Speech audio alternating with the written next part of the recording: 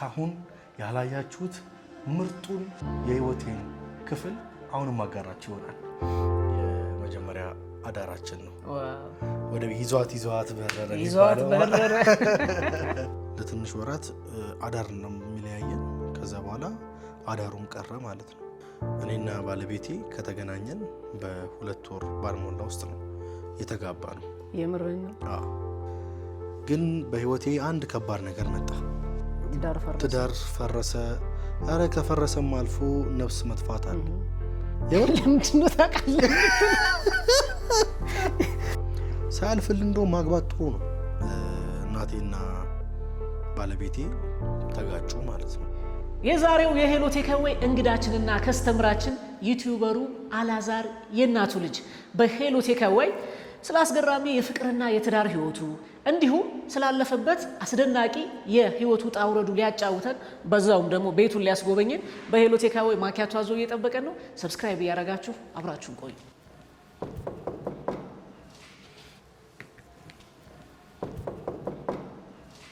አይከፍትም እንዴ?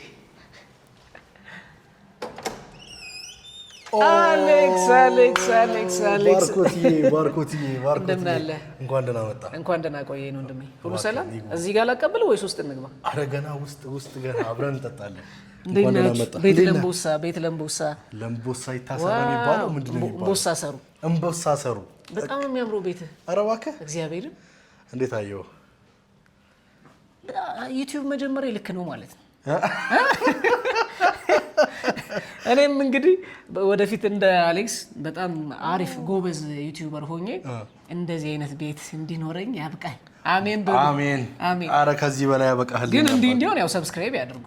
በመጀመሪያ ያው ይሄን ፕሮግራም ከመጀመራችሁ በፊት ሁላችሁም ሰብስክራይብ እያደረጋችሁ የዚህ ፕሮግራም ስፖንሰር መሆን ትችላላችሁ። አሁን ስፖንሰሮቻችሁ እናንተ ናችሁ። ሰብስክራይብ አድርጉ። አደራ ታዲያ ውድ ቤተሰቦች አደራ በጣም ያልሰማችሁት እስካሁን ያላያችሁት ምርጡን የህይወቴን ክፍል አሁንም ማጋራችሁ ይሆናል። አረፍን በል። ቴንክ ዩ አሌክሲ። እሺ የቱ ጋር ነው? ኦሬዲ አሁን እዚህ ጋር ምሳ መብላታችን አይቀርም። እሺ ምሳው እዚህ ጋር እስከሚስተካከልልን ድረስ እናንተ እዚህ ጋር ቁጭ እያልን መጫወት እንችላለን በደስታ። እስከዛ ካሜራው ዞር ማለት ይችላል። ይመቻችሁ።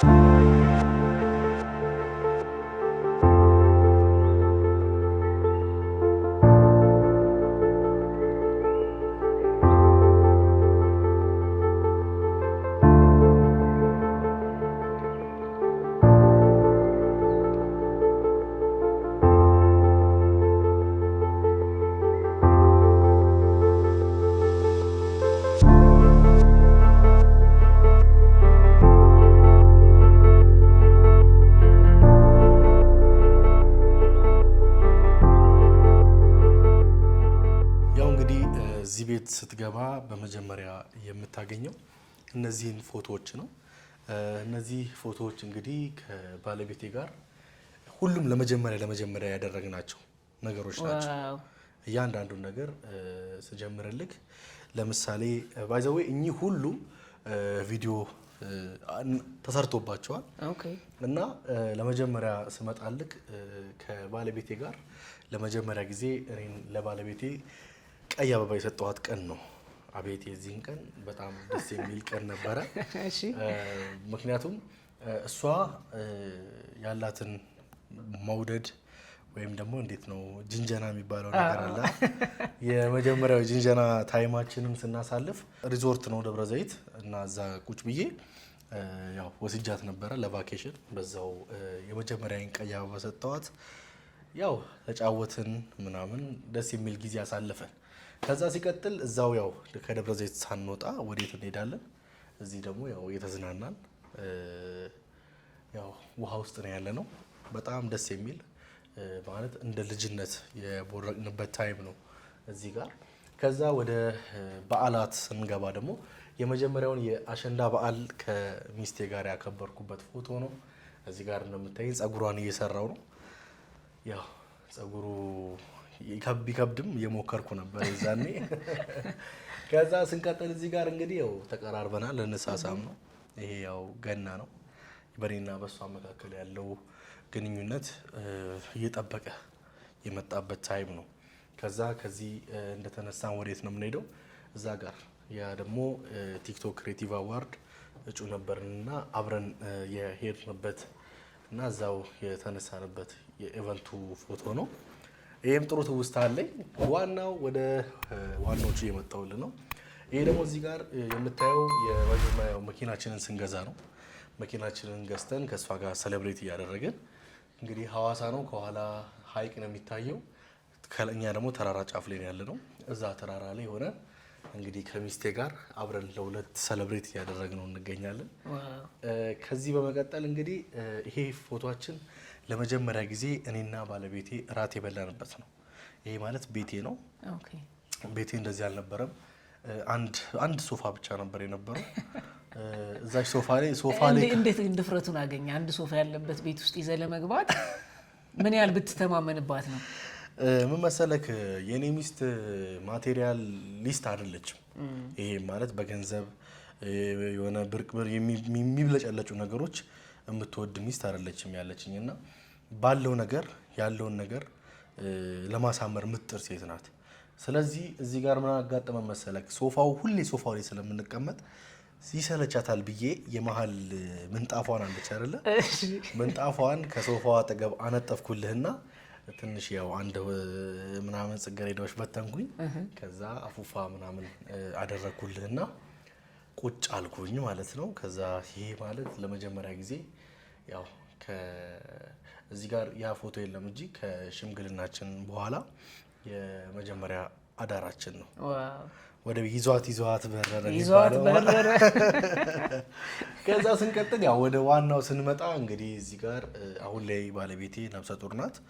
የ7 ወር እርጉዝ ናት እና የእርጉዝ እንደሆነች ያሳወቀችኝ ቀን የተነሳ ነው ፎቶ ነው። እኚህም ሁሉንም ማየት ይሄን ይመስላል እንግዲህ ባጭሩ። እነዚህ የምታያቸው በሙሉ በአንድ አመት ውስጥ የተከናወኑ የኔና የሚስቴ ቆይታ ናቸው። ኦኬ። ስለዚህ አንድ ላይ ከሆናችሁ አንድ አመታችሁ ነው? አንድ አመታችን ነው። አንድ ላይ ካሉን ደግሞ 4 ወራችን ነው። 4 ወራችን ማለት አሁን አንድ ላይ አይደላችሁም? ቆይ ይሄን ወሬ እዛ ጋር እናውራ። እሺ፣ ሰብስክራይብ። ሰላም ቤተሰቦቼ፣ ሄሎ ቴክአዌይ በተሰኘው ሾው ድጋሚ መተናል። በቤታችሁ፣ በቢሮአችሁ፣ በስራ ቦታችሁ ሆናችሁ ሄሎ ቴክአዌይ ብላችሁ ዘዙን። እኛም ያዘዛችሁንን ነገር ወደ እናንተ ይዘን እንመጣለን። ታሪካችሁንም እንደ ቲፕ እንሰማለን። በብዙ ውጣ ውረድ አልፋችሁ ስኬት ላይ ያላችሁ፣ ትዳራችሁ ሰምሮ አጃይብ ያስባላችሁ፣ በፍቅራችሁ ብርሃን ዓለምን ያበራችሁ፣ ከዚህ በተቃራኒ ባለ ህይወት ውስጥም ሆናችሁ ታሪኬ ብዙዎችን ያስተምራል፣ መውደቄ ሌሎችን ያቆማል ካላችሁ በእነዚህ ቁጥሮች ሃሎ በሉን። ብትፈልጉ እኛ ጋር መታችሁ፣ አይ ካላችሁም እናንተ ያላችሁበት ከተማና ቦታ መተን ታሪካችሁን እንሰማለን፣ ብዙ እንማራለን። የቢዝነስ ሰዎችም ከሆናችሁ እሰየው፣ ታሪካችሁን እየሰማን በነፃ ዩቲዩባችን ላይ ቢዝነሳችሁን እናስተዋውቃለን። እናንተ ብቻ ሰብስክራይብ እያደረጋችሁ በእነዚህ ቁጥሮች ሃሎ በሉን። ሄሎ ቴክአዌይ። 1 አመት በፍቅርና በትዳር ህይወት አረ በሚገባ እስኪ ንገረን በእናትህ፣ ፍቅር እንዴት ነው? ትዳር እንዴት ነው? ላግባ ወይ አላግባ ወይ? በደንብ እስኪ አሌክሴ። በጣም የሚገርም ነገር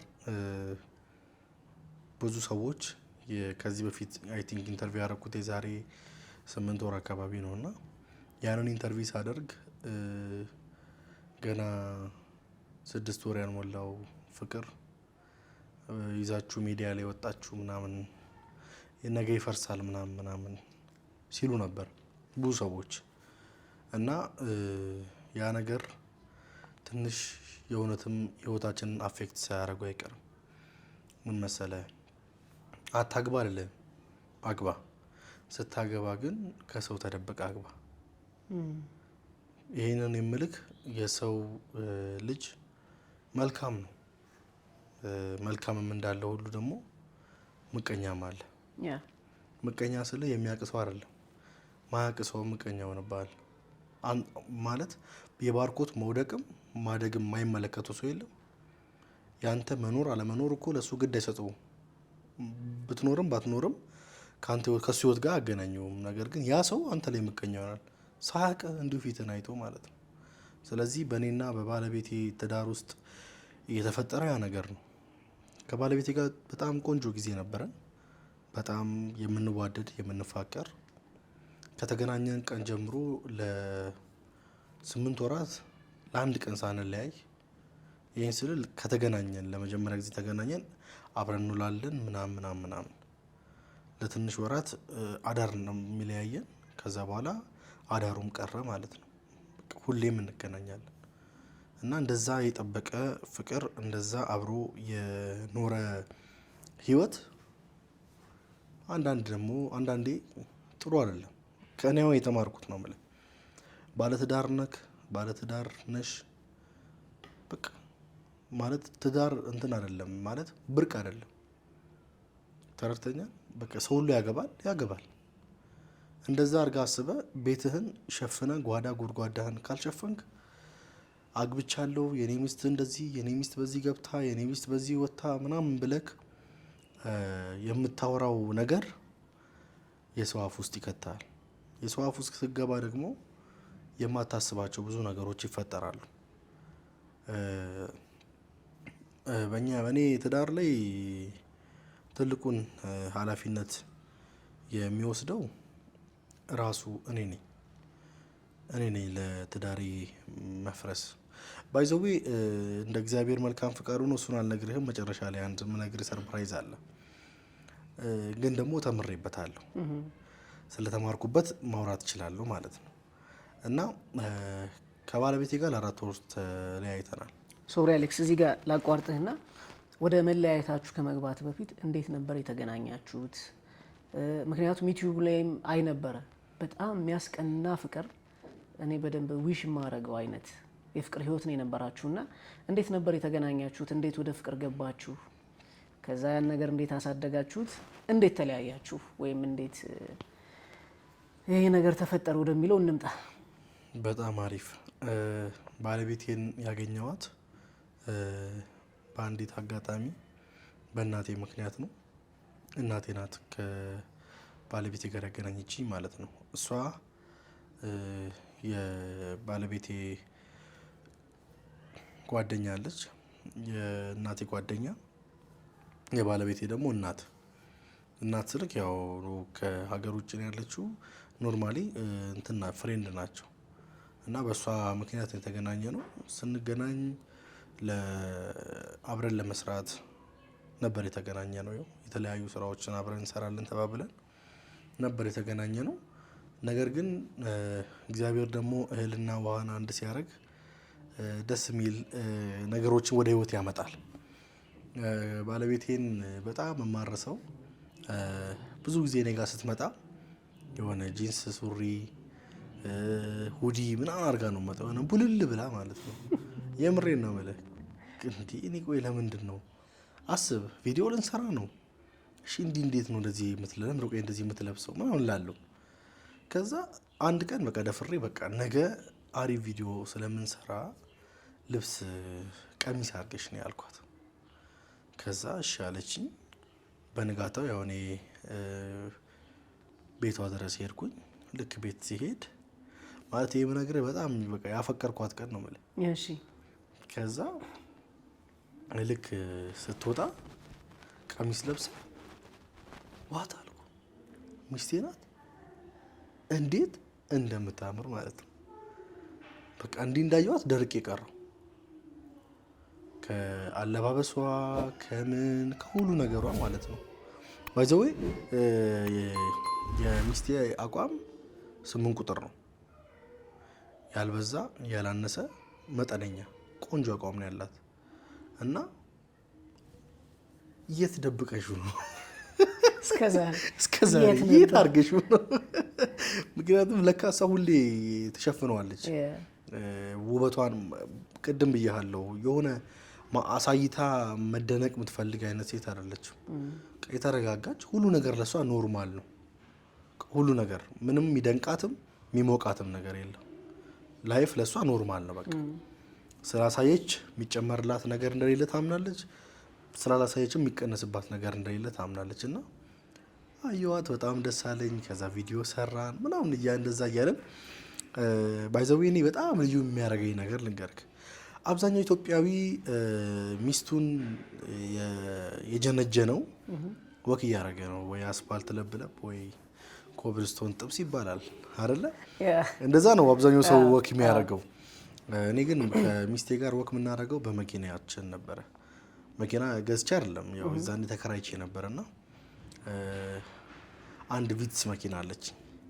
በቃ በሷ በቪትስ መኪና በቃ ለሊቱ ማለት 11 ሰዓት የተገናኘን እስከ 6 ሰዓት ምናምን በቃ ዝም ብሎ ከተማ መዞር ነው ማለት ምንም የሆነ እዚህ ጋር ደርሼ ልመጣ ነው አይደለም። በቃ መኪናው እስከ ሄደው ትሄዳለህ። በቃ ከዚህ ከእንትን ጀምሮ ከአያት ጀምሮ እስከ እንጦጦ ምናምን ከሄድን በኋላ ከዛ ጋር ቁጭ ብለን እናወራለን። ከዛ ከተማውን እናያለን ምናምን ደስ የሚል የጅንጀና ላይፍ ግን ያልበዛ። እኔና ባለቤቴ ከተገናኘን በ2 ወር ባልሞላ ውስጥ ነው የተጋባ ነው። የምርህን ነው? አዎ። ቆይ በ2 ወር ማለት መቼስ እንጠናና ምናምን አትለኝም አይደል? አንዱም ማረሰው አንድ ያንተን ቪዲዮ አይቻለሁ። እሺ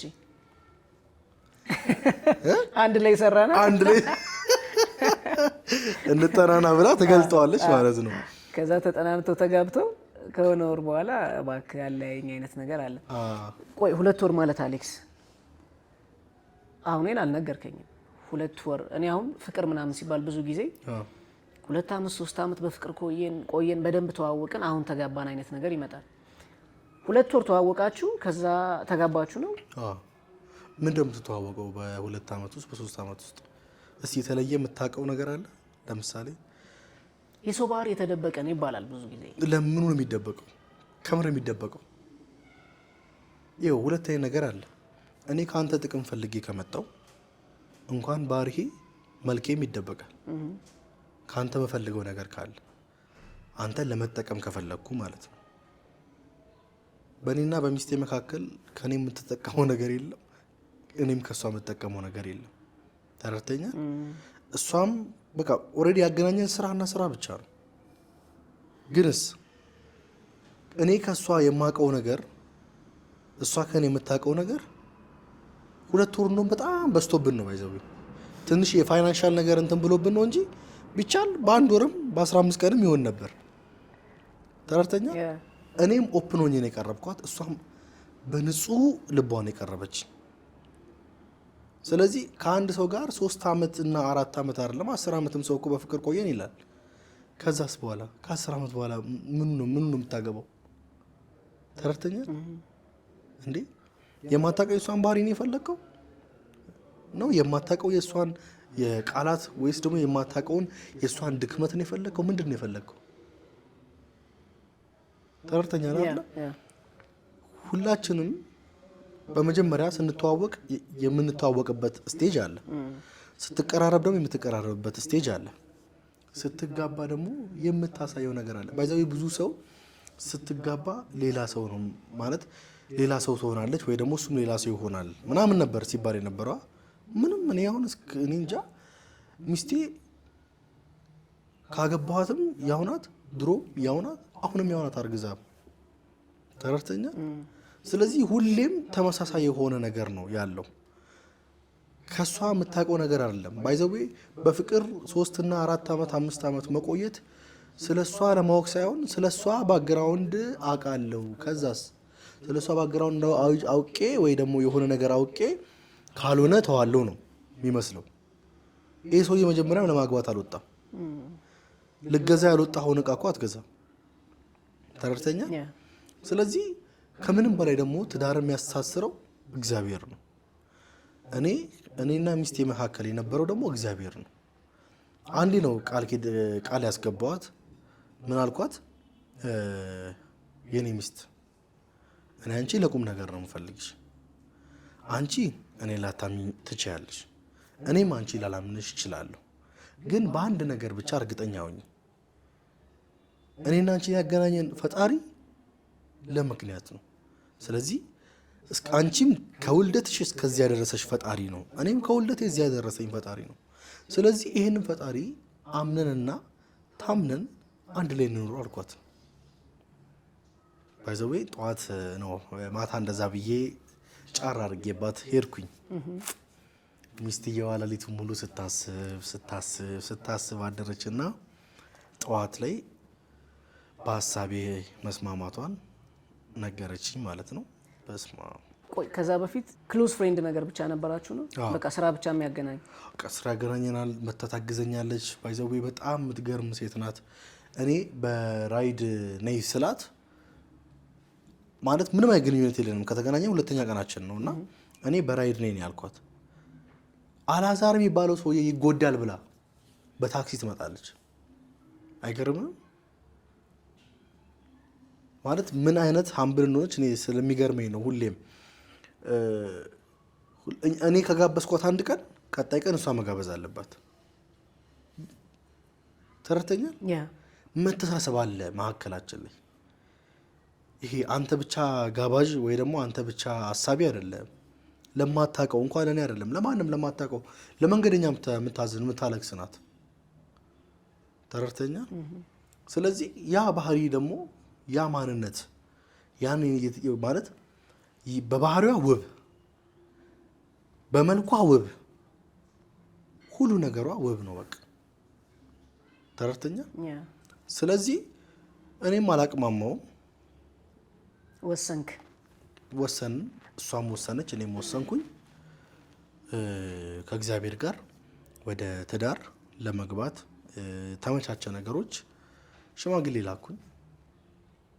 የባለቤቴ ያው ጉራጌ ናት። ቆንጆ ሽምግልና የላኩት በዚህ አጋጣሚ። ከዛ ያው ፈቀዱልኝ ቤተሰቦቿ።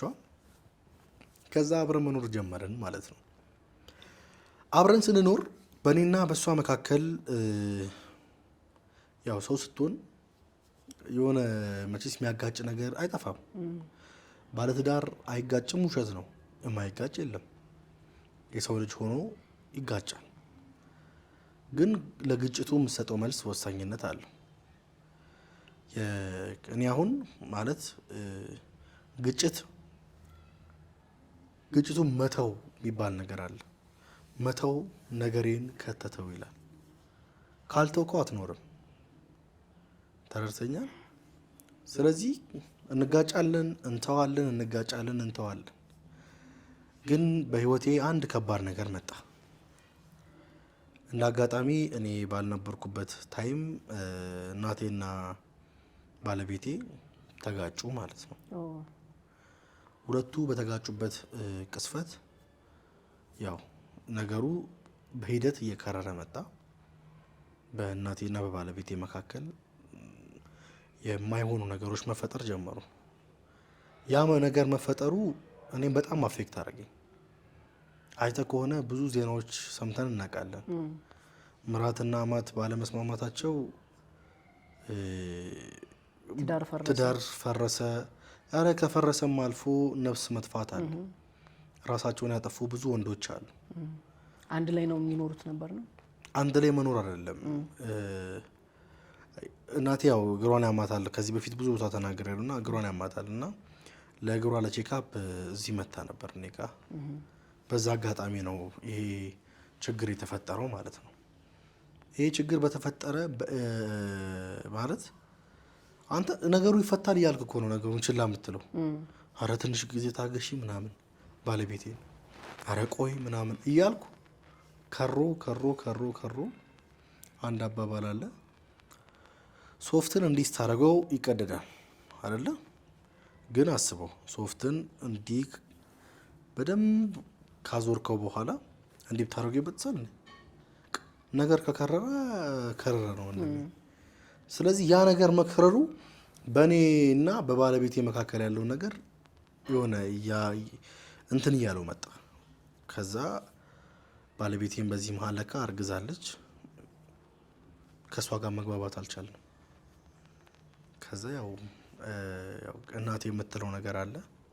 እኔ ደግሞ እናቴን በጣም እወዳለሁ እና ያው እናቴ ብቻዋን ያሳደገችኝ ያለ አባት ብዙ ዋጋ ከፍላልኛለች። በአይኔ ያየኋቸውም አሉ፣ በአይኔ ያላየሁትም አለ። ስለዚህ ከበደኝ ማለት የሆነ ታይም ላይ ምን እንደተባልኩ ታውቃለህ? ራሷ እናቴን ያስተዋወቀችኝ ብያለሁ። ለዚህ ህይወት ትልቁን ድርሻ የምትወስደው እናቴ ናት ብያለሁ። እሷ እናቴ ዛሬ ደግሞ መታ ተለያይ በቃ ይቅርብ ምናምን የህይወት ስትባል ይከብዳል። ወይ ከእናት ወይ ከኔ ምረጥ።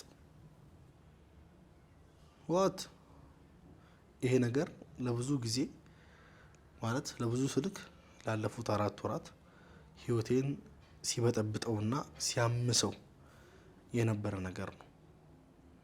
በዚሁ አጋጣሚ ሚስቴ ጠንካራ ናት። ብዙ ነገሮችን ችላኛለች። የማይካድ እውነት እንደ ሚስት ሆና ሳይሆን እንደ ድሮ ሚስቶች ታውቃለህ፣ እንደ እናቶቻችን ማለት ሰድቢያትም ትችለኛለች፣ መትቻትም ትችለኛለች። እኔ አይደለሁም እናቴ መታትም ትችላለች። ሉካታውን በዚህ ታይም ላይ እንደዚህ አይነት ሴት ማግኘት ይከብዳል እና በዚሁ አጋጣሚ በጣም ችለሽኛል ማለት ፈልጋለሁ። በቃ ብዙ ነገሮችን አሳልፈናል። ብዙ ነገሮች እኔ በባህሪ ደግሞ ቶሎ የምናደድ አይነት ሰው ነኝ። ቶሎ እናድዳለሁ። ከዛም ባለፈ እኔ እንጃ የሆነ ነገር ብቻ ይቀይራል።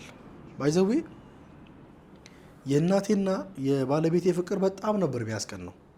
በጣም ነው ማለት አብረው ምን ያህል ክሎዝ እንደነበሩ ልነግር አልችልም። ስለ እናቴ እኔ አላቅም፣ ባለቤቴ እንደምታውቀው። በዚህ ልክ ክሎዝ የሆኑ ሰዎች መካከል ላይ ደግሞ ምን እንደገባ አላቅም። የምሬን ነው የምልህ። አሁን ላይ ሳስበው የሆነ ነገርማ ገብቶ ነው እንጂ በሰላም አይመስለኝም። ሁለት የሚዋደዱ ሰዎች ያለምንም ምክንያት እንዴት ይቃቃራሉ? ተረድተኛ? ይሄ ነገር በእኔ ባላዛር ቤት ብቻ አይደለም፣ በብዙ ሰዎች ቤት ተፈጥሯል። ሰው ገበናውን አያወራም። እኔ ግን አወራለሁ። ሰው ከተማረ አንድ ወንድሜ ከተማረ በዚህ ሁኔታ ውስጥ ያለ ይጠቅመዋል። ምን መሰለህ፣ በህይወታችን ስንኖር በሁለት አይነት ዓለም ውስጥ ነው የምንኖረው። አንዱ መንፈሳዊ ነው፣ አንዱ ዓለማዊ ነው። ተረድተኛ? ዓለማዊ ስልክ ይሄ ዘፋኝ ምናምን እያልኩ አይደለም። ዓለም የምትባለዋ ነገር አለች። መንፈስ የሚባል ነገር አለ። በሰው ትዳር ውስጥ እየገቡ የሰው ትዳር መበጥበጥ የሚያስደስታቸው፣ የሰውን በረከት የሚበሉ ሰዎች ደስተኛ እንዳይሆኑ የሰው ደስታ የሚያስቀናቸው ብዙ ሰዎች አሉ። በዚህ ብዙ አያወራውም ይሄን ነገር። የአንተን ቤት ለማፍረስ እኔ እንጃ ጅብም ሊጋልቡ ይችላሉ። እውነት ለመናገር ነው የምልህ። እኔ ስቲል የደረስኩበት ብዙ ነገር ስላለ ነው። ይሄ ማለት ሰው በጣም ቀናተኛ ነው። እኔ ለምን እኔ በጣም ነው ግራ የሚገባኝ። ማለት አያውቁን አናቃቸው፣ ግን ደግሞ ለምን የሰው ደስታ እንደማያስደስታቸው እግዚአብሔር ያውቃል። ስለዚህ የሰው ልጅ በትዳር ውስጥ ካለ ዝም ብሎ ያለ ምክንያት አይደለም ወይ እነሱ ባይዛዊ ያንተና የሚስት ቃል ዝም ብሎ የሚጋጭ አይደለም። አትጋጭም። ሲጀምር የሚያጋጨው ነገር አለ። ስለዚህ ወይ ማድረግ ያለበት ያ ሰው ከሚስቱ ጋር ጣላ አይደለ ወይ ከእናቱ ጋር ጣላ አይደለ? ወንድሜ ጸሎቱ ወሳኝነት አለው። ጸሎቱ ወሳኝነት አለው። ያለበለ እንዴ አንተ እንዴት ቆይ፣ ያለ ምሳሌ የኔ ታናሽ ወንድም ራስን አጥፋ ብሎ አያጠፋም። አንድ ትልቅ ሰው እንዴት ምን አነሳስቶት ነው ራሱ የሚያጠፋው? ብቻውን ይመስላል ራሱን ለማጥፋት። ብቻውን አይሆንም። የሆነ ነገር አለ የሚገፋፋው። ሃይ ቶሎ በል እንጂ አጥፋው። እፈልገዋለሁ ነፍስህን ነው ጨዋታው። ለማንኛውም ንግግሬን ዳርክ ማድረግ አልፈልግም። ሌላ ጊዜ በደንብ እናወራለን። ግን በቃ ከሰው ህይወት ላይ ቢያድቡ ጥሩ ነው። እግዚአብሔር ያለው ሰው ደግሞ ወርቆ አይወርቅም። እናቴና ባለቤቴ ዛሬ ቢጣሉ ነገ ይታረቃሉ። ለምን? በእግዚአብሔር ላይ እምነት ስላላቸው። አላዛርና ሚስቱ ነገ ቢጣሉ ከነገ ወዲያ ይታረቃሉ። ለምን የኛ ቤት ያረፈው አሸዋ ላይ አይደለም። የኛ ቤት ያረፈው እንደ ብርቱ እና እንደ ጎበዙ ምሳሌ አለት ላይ ነው። ስለዚህ በህይወታችን ብዙ አይነት ነገሮች መጥተዋል።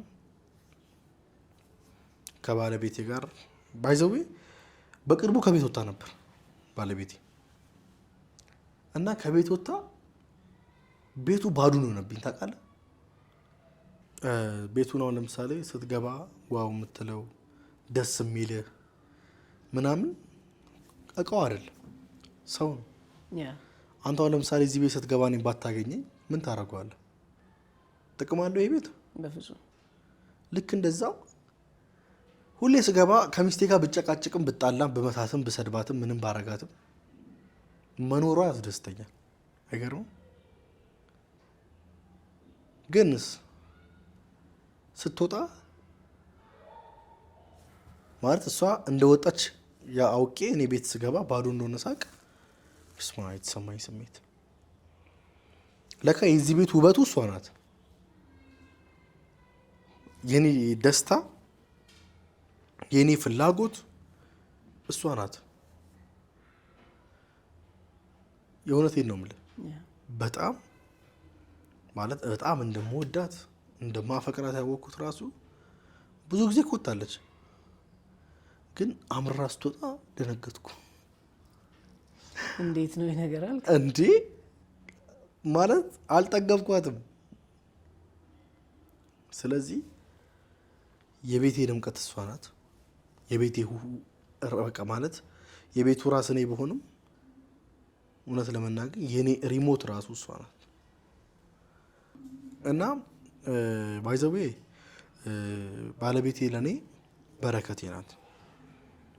ምንም ሳይኖረኝ በባዶ ኪሴ ነው ሚስቴን ያገኘሁት።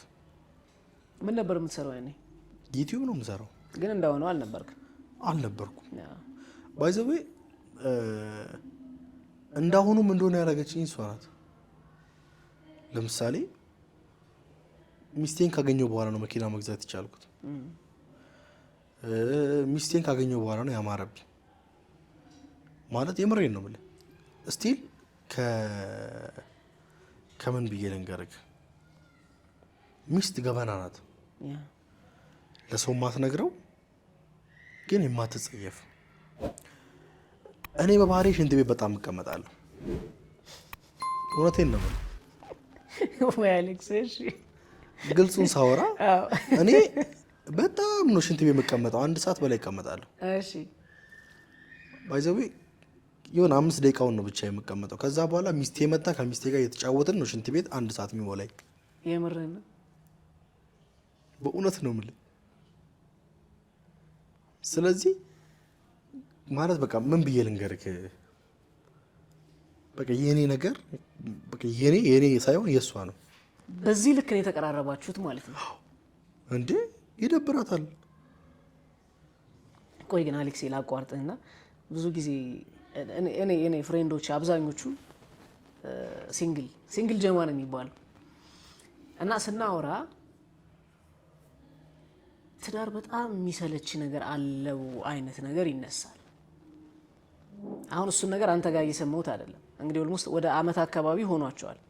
በነዛ ቆይታዎች ውስጥ ግን አይደለም ይቅርና ልትሰለቻችሁ ባዝሩም ውስጥም አብረን የምንሆነው እያልከኝ ነው። የለም ይሄ ትንሽም ቢሆን መሰለቻቸት የሚባለው ነገር አሁን ባልከው ልክ አብሮ ሲዋል ምናምን የለም ነው? ባይዘዌ ምኑ ነው የሚሰለቸው? ቆይ ሌላ ዓለም አለክ? እኔ አሁን አንድ ዓለም አለኝ፣ ሚስቴ። ከሚስቴ ጋር የማሳልፋቸው እያንዳንዱ ደቂቃዎች ለእኔ ያስደስተኛል። ለምሳሌ ከዚህ ወጥቼ አንተ ቤት ብጠራኝ ከ30 ደቂቃ በኋላ ደስታዬ እያነሰ ማለት የሆነ ሳቄ ራሱ እየተቀየረ ወደ ጭንቀት ይገባል። ሚስቴ እንዴት ሆና ይሁን፣ ሚስቴ ምግብ በልታ ይሁን፣ ምን አርጋ ይሁን፣ ምን ይሻላል ምናምን የሚሉ ሀሳቦች ውስጤን ይከቡታል። ስለዚህ ወደ እሷ መሄድ አለብህ። ባይዘዌ እኔም እንዳንተ ብዙ ጓደኛ በማለት ብዙ ጓደኞች ነበሩኝ። ሚስቴን ሳገባ ግን ሚስቴ ከጓደኛም በላይ ናት፣ ከወንድም በላይ ናት። ወንድም አልፈልግ፣ ጓደኛ አልፈልግ፣ የሚያጫውተኝ አልፈልግ። ፑል ቢያምረኝ ከሚስቴ ጋር እጫወታለሁ። ኳስ ባይ ከሚስቴ ጋር ያለው ማለት ሚስቴ እኔ ማድረግ የምፈልገውን ነገር ሁሉ ታደርግልኛለች። ከእሷ ጋር ሲሆን ደግሞ ሲጣፍጥ አታስቀናና እንደዚህ የምሬን ነው የምልህ። ምን ትፈልጋለህ? ወጥተህ መዝናናት ነው። ከባለቤቴ ጋር እዝናናለሁ። አይ ግን ምን እንደተረዳሁ ታውቃለህ? አዋዋሌን ማስተካከል አለብኝ መሰለኝ። ከባለ ትዳር ገባል ቀደምከኝ። ሲንግል ጋር ስትውል በቃ የሲንግልነትን የሚጣፍጠውን ነገር ነው የሚነግር። ይኖ አምሽተህ ብትገባ የፈለክበት ብትሄድ ተነስተ የሆነ ሀገር ብትሄድ ቀረጻ እንደዚህ ሊሄድ ብትል ምናምን በቃ የሚከለክልህ እኮ የለም ይላል። ሚስትስ ትከለክላለች? ቆይ አይ አልገባኝም። ግን ያኛውን ነገር ዳርክ አድርጎ ነው የሚያወራልህ ነው የምልህ። ሆን ብሎ ይኸው አይምሯችን ሆን ብሎ እንዳታገባ ይኸው ካገባ ትባረካለህ። ካገባ ህይወት ይቀየራል። ካገባ አትበዘበዝም። ካገባ ካንተ የሚጠቀሙ ብዙ ሰዎች ጥቅማቸውን ያጣሉ። ካገባ ቁም ነገረኛ ትሆናለህ። ካገባ ትልቅ ሰው ትሆናለህ። አባቴ ኃላፊነትም ስለሚኖር ካገባ ንግግር ይቀየራል። ካገባ አስተሳሰብ ይቀየራል። ፈሪም ትሆናለህ። ካገባ ፈሪ ብቻ አይደለም ማለት የህይወት ትርጉሙ ይገባል። ካገባ የምትኖርበት ምክንያት ይኖራል። ላጤ ምን ምክንያት አለው የሚኖርበት? አይ እንደዚህማ አትለንም ካሜራማኖች፣ እንደዚህማ አትለንም። አይ አንተን እንትን ለማለት አይደለም፣ ግን ኖርማሊ አብዛኛው 70% ላጤዎች ምንም የሚያጓጓቸው ነገር የለም። ባይሆን ያንን ነገር ወደውት ጭራሽ ትዳርን ይሸሻሉ። ትዳር ምንም የሚከለክለው ነገር የለም። ባይዘዊ አንድ ነገር ብቻ ነው የሚከለክለው፣ ዝላይ። አግብተህ መዝለል አትችልም። ገባ? ይሄ ደግሞ በላጤነት የለመደውን ዝላይነት ታቆማለህ። እግዚአብሔር ይመስገን ከድሮም አልዘልም፣ ግን አብዛኛው የትዳር ጠሎች ምንድን ናቸው ብትለኝ ዘላሎች ናቸው። አንድ ጓደኛዬን አስታውስከኝ። በቀጥታ ስታየው ዘላል ነው። አይዞህ ስምህን አልጠራም ታውቀዋለህ። እውነቴን ነው የምልህ። በቃ መዝለል የሚወዱ ማምሸት የሚወዱ የተለያዩ ሴቶች ጋር አብሮ መተኛት የሚወዱ ምናምን ሰዎችን ካመጣህልኝ የትዳር ጠሎች ናቸው። ለምን? ይሄ ሱሱ አዳፕት አድርጓቸዋል። ግንስ ደግሞ ህይወታቸውን ማስተካከል የሚፈልጉ የተሻለ ህይወት መምራት የሚፈልጉ ለህይወታቸው ግብ እንዲኖራቸው ስኬት እንዲኖራቸው የሰው ልጅ አደገ ሞተ ከመባሉ መሀል ላይ ትልቁ ነገር አገባ ወለደ የሚባሉ ትላልቅ ምሰሶዎች አሉ። ባርኮት የሚለውን ስም የሚያስቀጥልልህ ልጅ ያስፈልጋል። ያ ከሌለ ባርኮት ነገ ጧት ቢሞት ተነገ ወዲያ ይረሳል። በምን ትታወሳለህ? ባርኮት የሚባለው ስም 7 ትውልድ የሚያስቀጥልልህ ዛሬ ላይ አግብተህ የወለድከው ልጅ ነው። ስለዚህ ትዳር ማለት ምን ይላል መሰለህ? ትዳር የተባረከ ነው ማደሪያውም የተቀደሰ ነው ይላል። አይተሃል? ዛሬ ላይ ዝሙት የተባለው ነገር ትዳር ውስጥ ስትመጣ የተባረከ ነገር ነው የተቀደሰ ነገር ነው የምታደርገው። ካላገባ ግን ዝሙት ነው ወንድሜ፣ እርኩሰት ነው። ይሄ ደግሞ በረከትን ፋይናንሻል ይመታል፣ ጤናህን ይመታል፣ አስተሳሰብን ይመታል፣ እይታህን ይመታል። ኧረ ወላ ነገህንም ይመታል። ማይመታው ነገር የለም። ተረተኛ ትዳሩ ስትገባ እግዚአብሔር በአንተ ቤት ይነግሳል። የመጀመሪያው ነገር ትባረካለህ፣ ወደድክም ጠላህም። ስለዚህ እኔ ሚስቴ በረከቴ ናት ያልኩ ለዛ ነው። አላዛር ሳይሰራ ቀርቶ ነው እንዴ? ከዛ በፊት አይደለም እኮ። ልክ ሚስቴን ሳገኝ ግን መንገድ አየሁ ማለት እግዚአብሔር አቅጣጫ ሳየኝ። ሚስቴ አቅጣጫዬ ናት፣ ታቀበታለች ኑሮን። የምሬን ነው የምልህ። በቃ መኖርን አኗኗርን እንዴት መኖር እንዳለብን ታውቃለች። እኔ አንዳንዴ እንደውም ባለቤቴ በጣም የምትለይብኝ ነገር ምን መሰለህ? ቅድም እኔ ያው ስለ እሷ ነው የማወራው። ኦልሬዲ አሁን ታሪኬ የእሷ ሆኗል። እሷ የራሷ የሆነ ፕሪንሲፕል አላት። አንተ ስላረግ አታረግም ወይ ሳምበዲ ስላረግ አታረግም። አንተ ካረግከው እንደውም ያስጠላታል። የራሷን ነገር ፈጥራ ራሷን ማድረግ የሚያስደስታት ሴት ናት። የራሷን ነገር ክሬት አድርጋ ለምሳሌ አሁን የሚዲያ ሴት ናት አይደለ? ሚዲያ ላይ ትንቀሳቀሳለች። ውይ የኔ ፍቅር በቃ አዲስ ቢዝነስ እንጀምራለን፣ ነገ ጠዋት በረንዳ ላይ ወጥተሽ ከሰል ቸርችሪ ብላት ትቸረችራለች። ውይ ለምን ምናምን ብላ የምትጠይቀኝ አይደለች። ባልነቴን አምና ተቀብላለች። ስለዚህ ይሄ አጉል አናግባ የሚለው ጀማ ያስበላል። ያስጠፉት የሆነ ሰው አለ ማለት ነው። ተበልቶባቸው የሆነ ሰው ለመብላት ነው አታግባ የምትሉት። ያግባበት ልጁ በጊዜ እንደውም እነሱ ነው የሚጋብዙኝ፣ ያልጋብዛቸው አይደለም እንዴ። ማጥፋት ልኮ እንትን ብር አይደለም እኮ ጊዜ እኮ ነው። ብርማ ምን ዛሬ ቢጠፋ ነገ ይመጣል። ዋናው ጊዜ ነው። የኔ አባት አብረው የሚያጣፉ 1 አመት ትክክል፣ አብረው የሚያጣፉ 5 አመት 10 አመት ነገሮችን ያዛባል። ከምንም በላይ የሰው ልጅ ጊዜን አያጥፋ እንጂ ወንድሜ በገንዘብ የመጣበት ጓደኛማ ይውሰደው፣ አንተ ብቻ ደህና ሁን። የኔ አባት ግን እነሱም ይሄን ነገር እንዲያውቁት ፈልጋለሁ። ምንድን ነው የሚባለው? ላጤ ማህበርተኞች እባካችሁ ላጤማ ወደ ትዳር ኑ ማለት ፈልጋለሁ። ምክንያቱም ምንም ሪዝን አያስፈልገውም። ገንዘብ ምክንያት አይሆንም ለማግባት፣ ፋይናንሻል ምክንያት አይሆንም። ከአንተ የሚጠበቀው ትሰራለህ፣ በቃ ትሰራለህ፣ በቃ ማን ነው መስራት፣ መንቀሳቀስ በቂ ነው ለትዳር። አዎ ሴቶች የሚሰራው እንዲወዳሉ ይባላል። በቃ ስራ። የሰራ ሰው ያልፍለታል። ዛሬ ባያልፍልህ ነገ ባያልፍልህ ተነገ ወዲያ ሳያልፍልህ እንደው ማግባት ጥሩ ነው።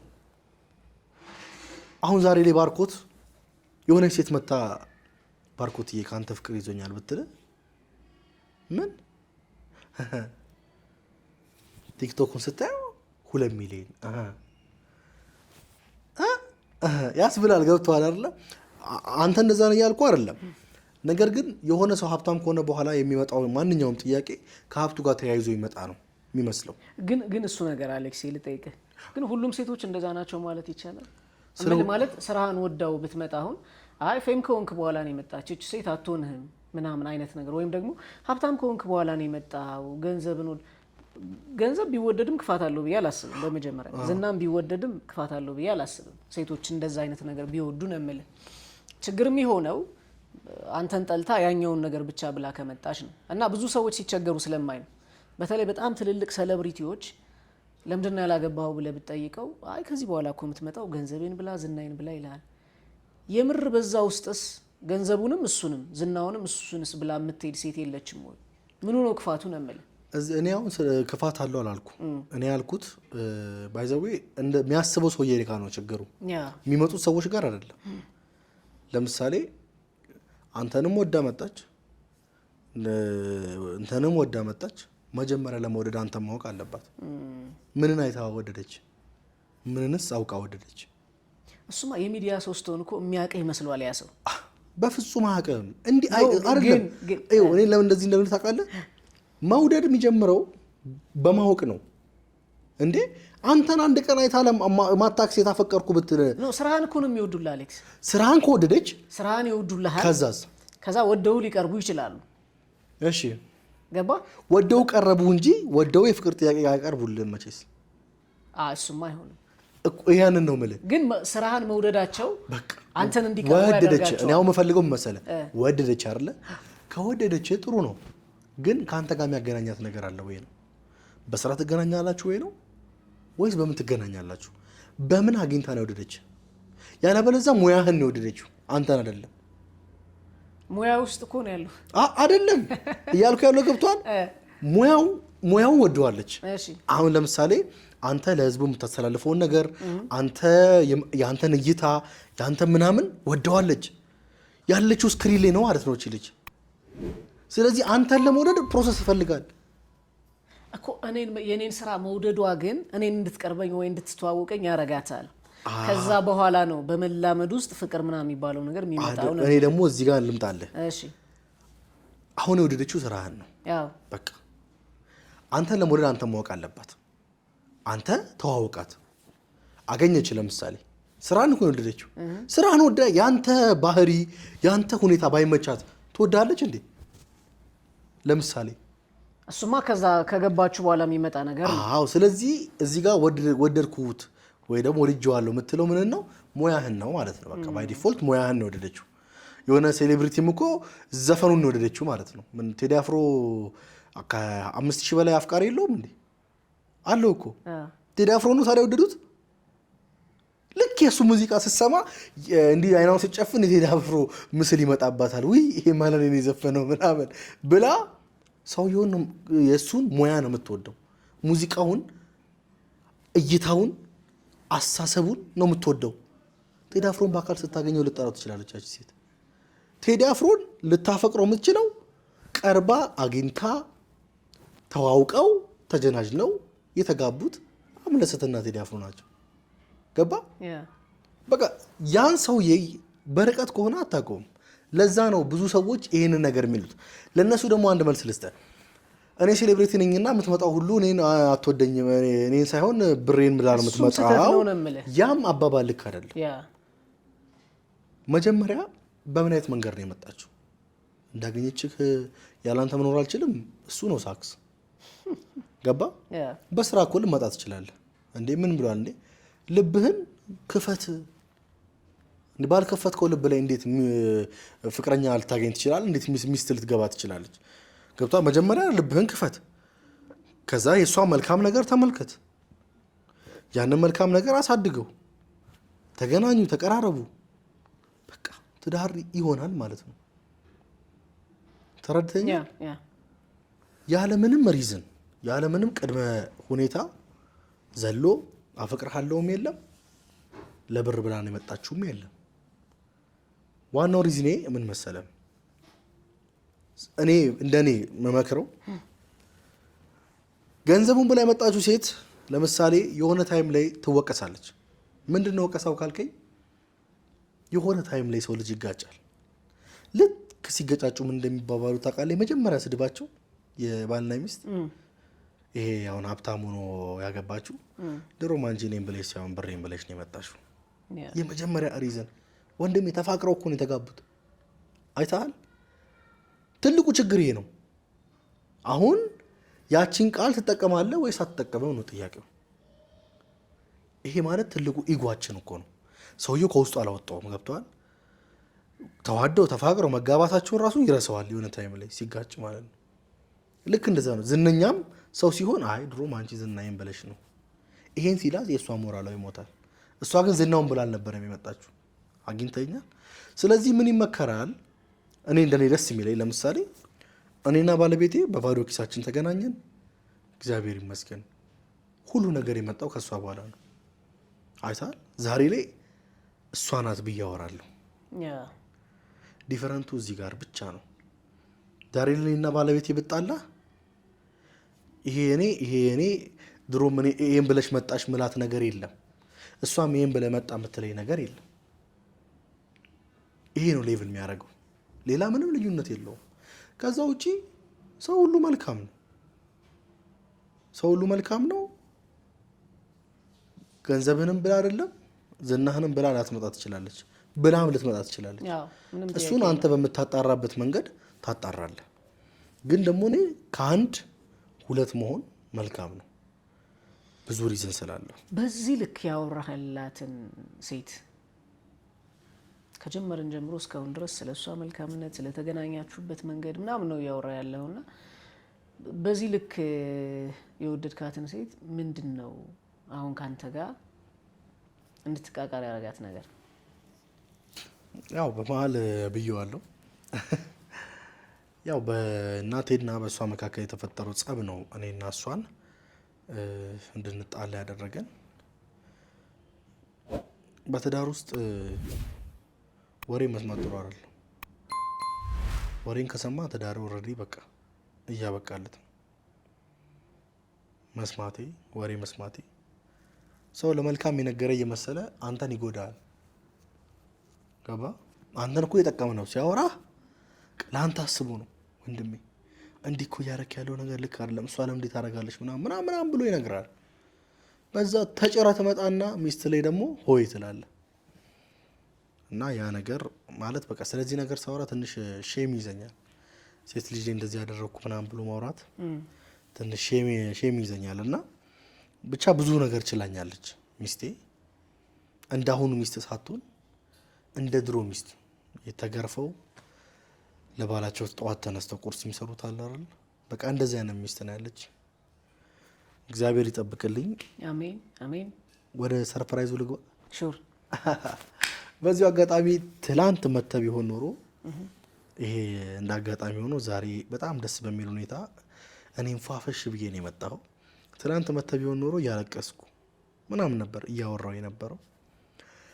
ዛሬ ግን በጣም ደስ በሚል ሁኔታ አንተ ከመምጣት በፊት ሽማግሌዎች መጥተው ከባለቤቴ ጋር አስታርቀውኛል። ዋው እግዚአብሔር ይመስገን። እና አዎ እግዚአብሔር ይመስገን ብዙ ነገር ተምሬበታለሁ። ከእግዚአብሔር ጋር እስካሁን ያጠፋኋቸውን ጥፋቶች አርሜ አሁን ደግሞ ያው እርግዝናዋም እያበቃ ነው። ስለዚህ ያው ይሄ ሁሉ ጊዜ አልተንከባከብኳትም። ቀለለኝ ታረቅን ስትል አሁን በቃ የቀረኝን ጊዜ ደግሞ እስቲ እሷን ለመንከባከብና ከእሷ ጋር ጥሩ ጊዜ እናሳልፋለን ብዬ ከእግዚአብሔር ጋር አስባለሁ። በዚሁ አጋጣሚ አሁን ስለወጣች ነው እንጂ ትኖር ነበረ። በዚሁ አጋጣሚ የኔ ፍቅር፣ የኔ ህይወት፣ የኔ ሁሉ ነገር ስሟ ትንሱ ነው ምላት። እኔ ግን ያው ሚስቴ ነው ምላት እና የኔ ውድ ሚስት እኔ በጣም ነው የማፈቅርሽ። አንቺ የህይወቴ ጅማሮ ነሽ፣ እንዲሁም ልዩ የሚያደርግሽ ፍጻሜም ነሽ። የኔ ሚስት በጣም ወድሻለሁ፣ በጣም አፈቅርሻለሁ። እግዚአብሔር አምላክ ቀለል ያርግልሽ ምጡን። ይሄን ነው የምመኝልሽ። ይሄን ነው ማለት የምፈልገው። ዋው! ምን ያህል ጊዜ ተለያይታችሁ ቆያችሁ? 4 ወር። 4 ወሩ ግን እንዴት ነበር በእናትህ?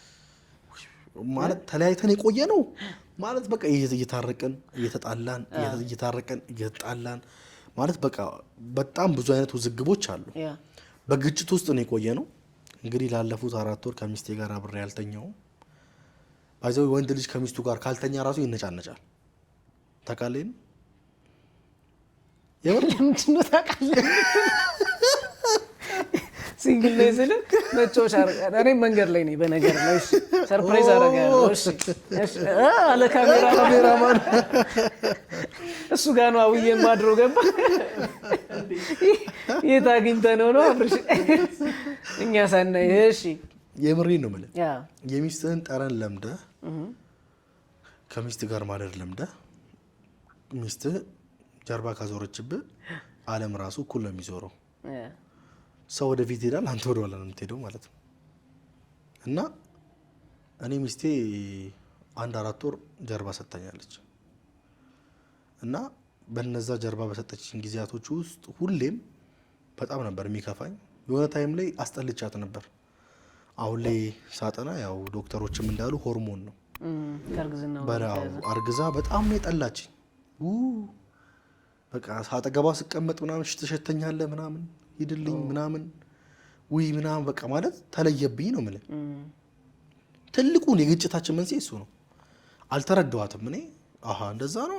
ኧረ ወደዛ በቃ ሂጂ የራስሽ ጉዳይ ምናምን። ጭራሽ አስጠላኝ ብለሽ ደግሞ ጀርባ መስጠትሽ ሳያንስ ምናምን ብዬ እኔ ደግሞ ትንሽ ነገር ይበቃኛል ተጫጫርኩልና ጥዬ ወጣሁ። ለዛ እኮ ነው አንዳንዴ ሕክምና ባለሙያዎች ጋር ክትትል ሲያደርጉ ባሎች አብረው ቢሄዱ ይባላል። ይሄም ነገር ይነገራል መሰለኝ።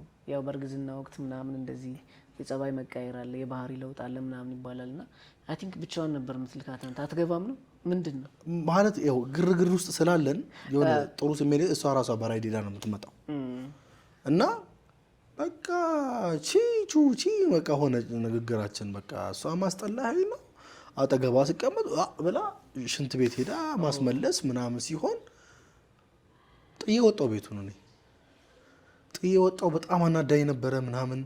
ቀልድ ሰማት ፍቃደኛ አይደለሁም ምንም ነገሯ። በቃ አንተ በስማም ግን አንዳንድ ነገር ግን ስታወራው ቀላል ስትኖረው ነው ከባድ። ስለዚህ ከምንም በላይ ሚስት ባሏን ጀርባ እንዳሰጠው ብትችል እቅፍ አድርጋ፣ የእውነቴን ነው የምልህ በቃ እውነቴን ነው። ባሏን ጡቶቿ ውስጥ አስገብታ ነው ማስተኛት ያለባት። የምሬን ነው የምልህ። እስካሁን ግን ያመጣውልህን ማኪያቶ ቴክአዌይ ያዘ እንዳያቃጥልልኝ። ኦኬ አስሙቄው ነው ድጋሚ ከቴክአዌው ቀድሜ ቲፑ ላይ አተኮርኳ። ቲፑ ላይ ሄሎ ቴክአዌይ ይሰኛል። በነገር ላይ ከዚህ በፊት ጀምረ ነው ነበር ይሄን ሾው። እሺ ቆይቻለሁ። ገና ቲክቶክ እንደጀመርኩ ምናምን አካባቢ ነበር የጀመርነው። አሪፍ አሪፍ ቪውዎች ነበሩት። በመሀል ቲክቶክ ትንሽ ቢዚ ያደረገን። ቲክቶክ ቀላል ይመስላል እንጂ በተለይ እንደኛ ስክሪፕትድ የሆነ ስራ የምትሰራ ከሆነ ማስታወቂያዎቹ አይተህ ከሆነ በደንብ ተቀምጠ ምናምን መጻፍ አለብህ እና ማስታወቂያኛ ጋር በብዛት ይመጣል። ለአንድ ማስታወቂያ ደግሞ 3 ቀን ምናምን ልትቀመጥ ትችላለህ ስክሪፕት ለመጻፍ ማለት ነው። እሱ ነገር ቢዚ ያደረገንና ተው ነው። ግን የኔ በጣም ትልቁ ድሪሜ ዩቲዩበር መሆን ነው። በጣም ነው የምወደው ዩቲዩበርነት። በጣም ስል በቃ በጣም ሆነ ተከናወነ። ሰብስክራይብ ያደረጋችሁ አሌክስ በዚህ አጋጣሚ እኛም ማኪያቶችን እንጠጣለን፣ በዛውም ደግሞ ምሳችን ቀርቧል። ከምሳ ጋር ቆንጆ ቆይታ እናደርጋለን። እናንተ ታዲያ እስካሁን ሰብስክራይብ አላረግሽማ? ይገባኛል ጊዜ ስለሌላችሁ ነው። በቃ አሁን 1 ሰከንድ ሰጠዋችሁ። ይኸው እዚህ ከታች ላይ ሰብስክራይብ የሚለው በነጭ ከሆነ አላረግሽም ማለት ነው። አሁን ንኩት። እናመሰግናለን። እንዲሁም ደግሞ ሄሎ ቴክአዌይ ሾዋችን እንግዲህ በደንብ በሰፊው ይቀጥላል እና በተለይ ሬስቶራንቶች፣ ሆቴሎች፣ ካፌዎች ምርትና አገልግሎታችሁን በሄሎ ቴክአዌይ ማስተዋወቅ ከፈለጋችሁ በእነዚህ ቁጥሮች ብቻ ቴሌግራም ላይ መልእክት አስቀምጡልን። አሌክሴ ወይ በጣም ቴንክ ዩ ብሮ፣ በጣም አመሰግናለሁ። የሚገርም ጊዜ። ወደ ምሳ ገና መች ተጀመረ። ወደ ምሳ እንሂድና እንቀጥላለን።